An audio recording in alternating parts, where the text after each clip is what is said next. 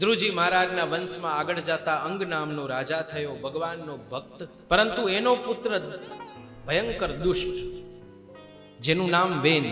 રાજા અંગ રાજ્ય છોડી વનમાં જતા રહ્યા, ઉપદ્રવ વધ્યો છે. વેન રાજા થયો છે, પરંતુ આજ્ઞા કરી છે બધાને જેલમાં બંધ કરો, માત્ર એક જ સજા, મૃત્યુ દંડ, કડક કાયદો. ધ્રુવજી મહારાજના વંશમાં આગળ જતા અંગ નામનો રાજા થયો, ભગવાનનો ભક્ત, પરંતુ એનો પુત્ર ભયંકર દુષ્ટ, જેનું નામ વેન. રાજા અંગ રાજ્ય છોડી વનમાં જતા રહ્યા, ઉપદ્રવ વધ્યો છે.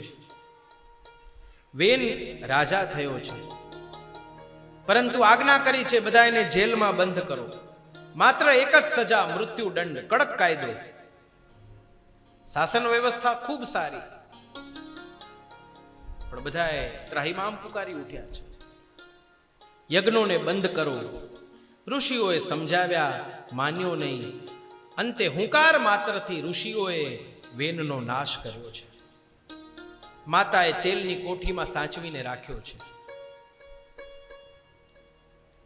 રાજા વગરનું રાજ્ય એ સાવ નિરાધાર બન્યું છે. ઉપદ્રવ વધવા લાગ્યો છે. આજુબાજુના રાજાઓ પણ ચડાઈ કરવા લાગ્યા છે. ઋષિઓએ બધાએ ભેગા થઈને નક્કી કર્યું કે વેનના દેહનું, શરીરનું મંથન કરીએ, કારણ કે યજ્ઞો બંધ થઈ ગયા છે, એટલે દુષ્કાળ પડ્યો છે, ક્યાંય વર્ષા થઈ નથી. વેનના શરીરનું મંથન કર્યું છે, કાળો પુરુષ પ્રગટ થયો છે, પાપ બધું નીકળી ગયું છે. અને પછી એમાંથી ભુજાનું મંથન કરવાથી પૃથુ ભગવાન પ્રગટ થયા છે. બોલીએ શ્રી પૃથુનારાયણ ભગવાન કી જય. સમગ્ર પૃથ્વીમાં દુષ્કાળ પડ્યો છે.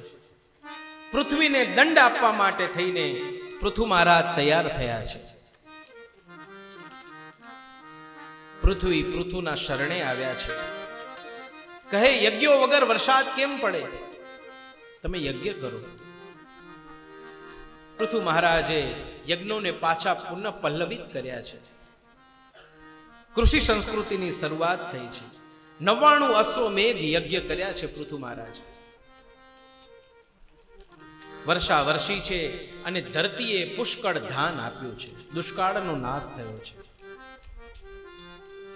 વનમાં જઈ તપ કરતા પોતાના કાર્યોને સમાપ્ત કરી પૃથુ ભગવાન સ્વધામ પધાર્યા છે.